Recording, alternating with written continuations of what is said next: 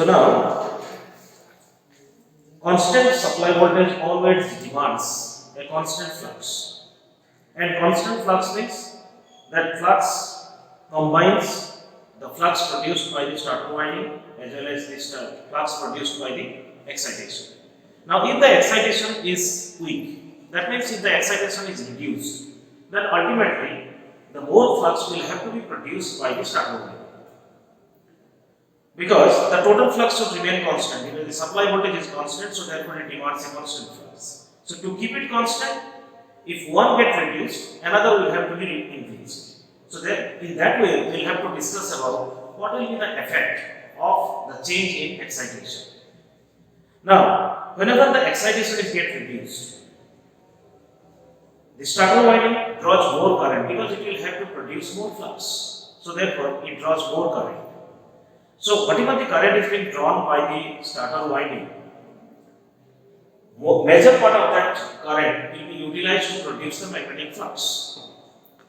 Therefore, that component or that part of the current which is being used to produce the magnetic flux will lag the supply voltage by 90 degree.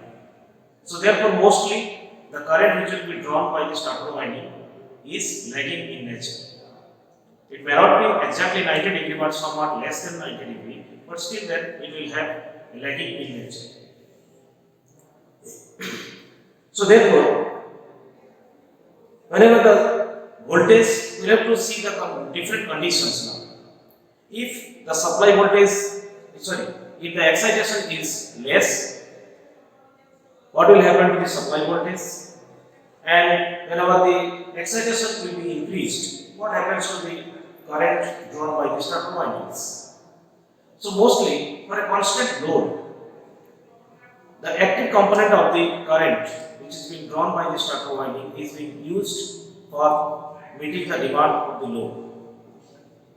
So that is normally if the power factor is, or if the power factor is cos phi, then I cos phi will give you the active component of the current which will be used to produce the magnetic flux. So, the change in excitation will have a variation in armature current as well as in the power factor. Now we will see the different conditions. Suppose you will draw the phasor diagrams for the synchronous motors.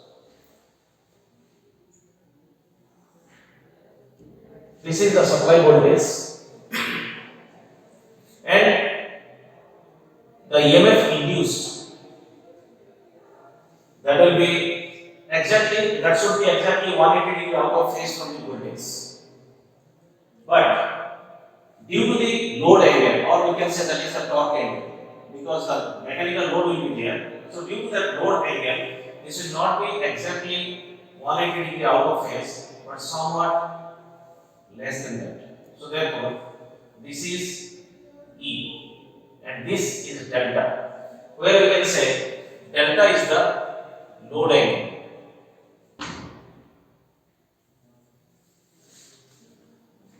Now this is the EMF induced and this is the supply voltage, or this we can say this produces the excitation and this is the supply voltage. So the resultant voltage will be equals to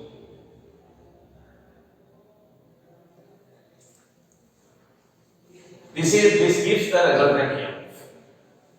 So now we know that the angle between the resultant EMF and the current, the angle will be known as the internal angle of the synchronous motor, and that is given by theta. So internal angle theta is equals to tan inverse XS by RE, and this is always fixed for a particular synchronous motor or a particular motor.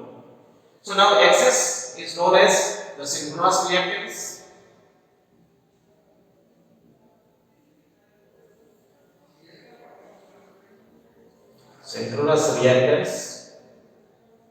and RE, that is known as the effective resistance of the starter wire.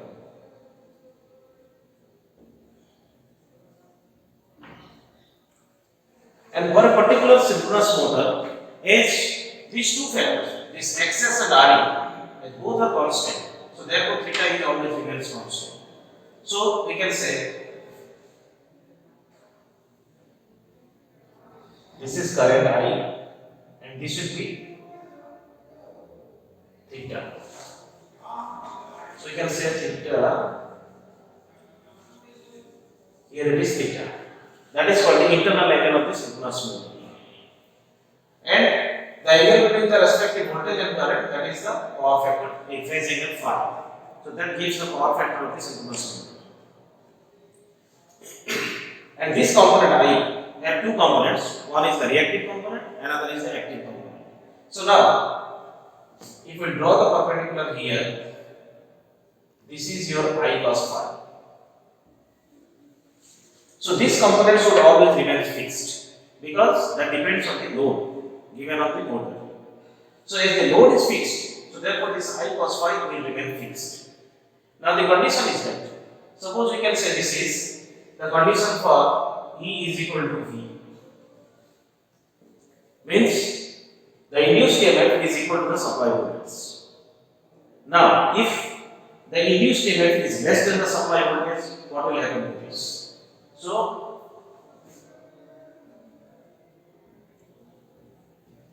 when E is less than V, so when E is less than V, the graph will be here slightly. This is V.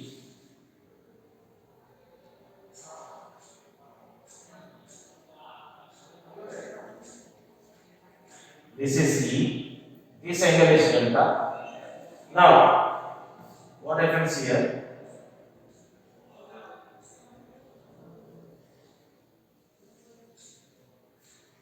This is E bar. That means simply we can say here. Now, if E is get reduced here up to this, then ultimately the resultant EMF turns towards the right. That is the major factor. So here also like that. If E is less than V now, this is the condition when E is equal to V. So now if E is less than V, then what happens? The resultant EMF, that is shifting or rotating towards the right side or in the clockwise direction, we can say. So again we know that the value of theta is constant. So therefore this also shifts in the clockwise direction. So now the shifting of current is in this direction. So when this shifts in this direction, this is your phase angle phi. So phi increases here, means the power factor will get reduced. So therefore you can say in one thing here, when E is less than V, the resultant EMF as well as the current shifts towards or shifts in the clockwise direction. So due to this shifting in the clockwise direction, the phase angle between the voltage and current that will get increased.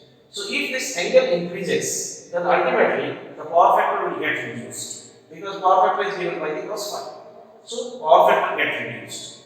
So when the power factor gets reduced, we know that the active component I cos phi, this should always remain fixed or this should always remain constant as the mechanical load is remain constant. So if cos phi reduces, ultimately it will draw more current. So therefore here the current will get increased. So the two factors here, when excitation gets reduced, we can say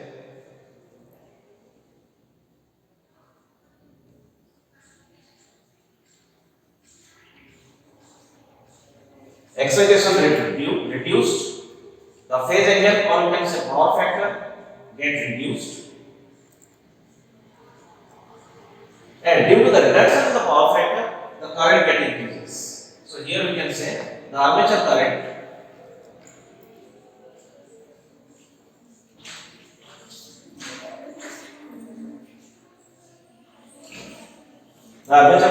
increases. So this is the condition when the EMF is get reduced below the supply voltage. Now if we see, now if the excitation get increased, what will happen? So when the excitation get increased, similarly this will move, you can see, when the excitation get reduced, it moves in the clockwise direction. So when the excitation will get increased, it will move in the opposite direction, that is in the anti-clockwise direction. So a point will come where this current will be the same line as that of the V.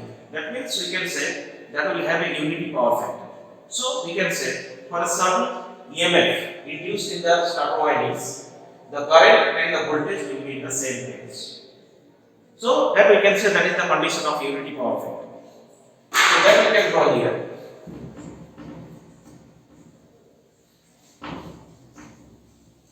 So we can say here for unity power factor. So for unity power factor,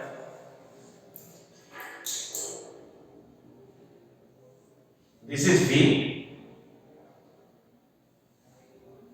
this is E, this is your mode angle delta. Now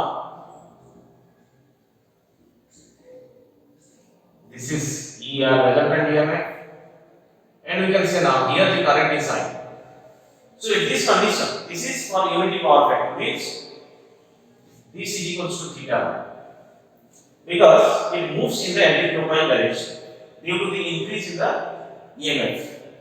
So when this means when the armature current get coincides with the voltage line, so in that case phi becomes 0. So as phi becomes 0 means cos phi is 1. So in that condition, the current will be minimum. So this is the condition where the synchronous motor draws the minimum current. So at unity power factor, the motor will draw minimum current.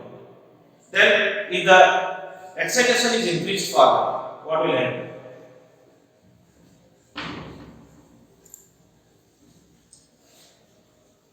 So now if the excitation increased further, means we can say E is greater than V. So similarly here we can draw another line. This is V, this is E excitation, this is your delta.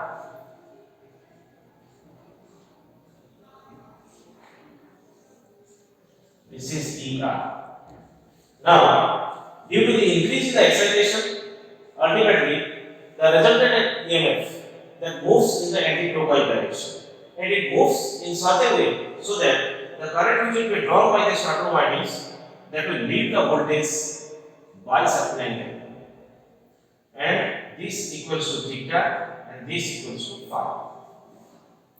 Now here you can say that is the leading power factor. This is because we know that the total excitation or the total flux produced for a particular load, that should remain constant. So therefore, if the excitation is less, the magnetic flux which will be required, that will be drawn by the starter windings. So if the excitation will be more, means when the excitation will increase, ultimately the flux produced by the starter winding will get reduced. So at unity power factor, the flux produced by the starter winding is 0. That means whatever the flux is being required to operate the motor, that is being produced by the excitation. Now if the excitation is increased further, then what will happen? We have to reduce the excitation. That means in that case a demagnetizing flux is being required. So therefore to produce the demagnetizing flux, the starter current or starter winding will draw a current in the leading power factor. So therefore this is the case when the excitation is greater than that of the supply voltage. So in that case, the more excitation is there, that means more flux is being produced. But to keep the flux constant in the air gap, the starter winding draws a current which is leading the voltage by a certain angle phi, so that will reduce, because that will have a demagnetizing effect. So therefore, that will reduce the magnetic flux to the required level.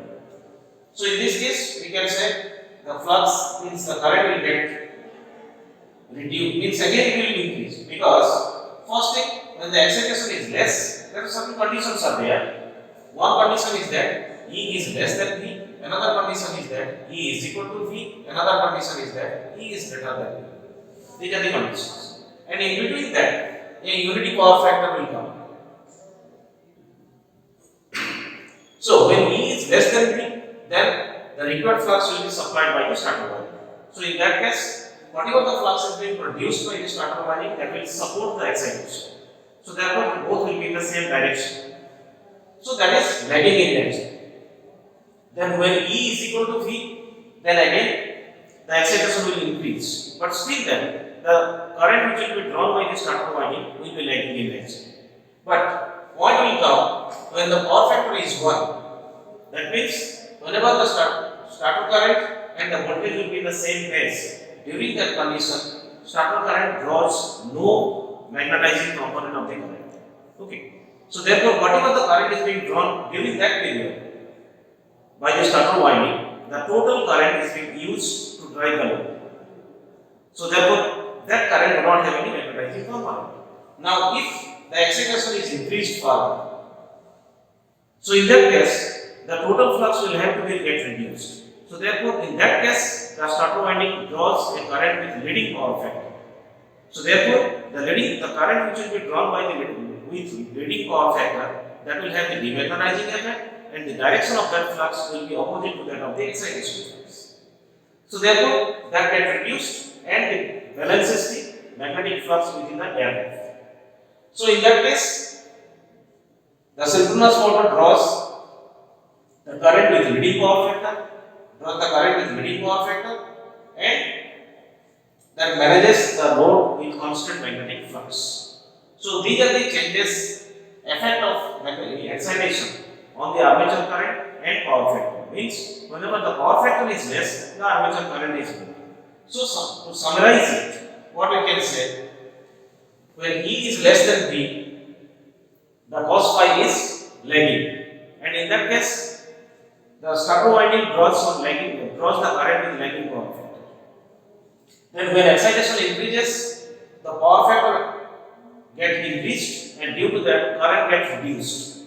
And when the starter current and the supply voltage will be in the same phase, during that period the power factor is 1 and the starter winding draws the minimum current. During that period only the current draws the minimum current. So current gets reduced. When the excitation gets increased, the power factor increases and the armature current gets reduced. But once it crosses that line, that means once the starter current becomes leading, so during that period again the phase angle increases, means the cos phi reduces. But that is leading again. Previously it was lagging, now it was leading. But again the cos phi decreases. So if the power factor decreases, means again the current will get increased. So when the excitation increases, initially the current gets reduced, and after the unity power factor, the current is get increased again. So therefore, first it gets reduced, then it increases. Similarly, power factor first get increased and then get reduced. So therefore, they are inversely proportional actually. Initially, the power factor increases, current decreases. After that, the power factor decreases and again current increases. So these are all of the effects of the excitation on the armature current of this synchronous motor and the power factor. Thank you.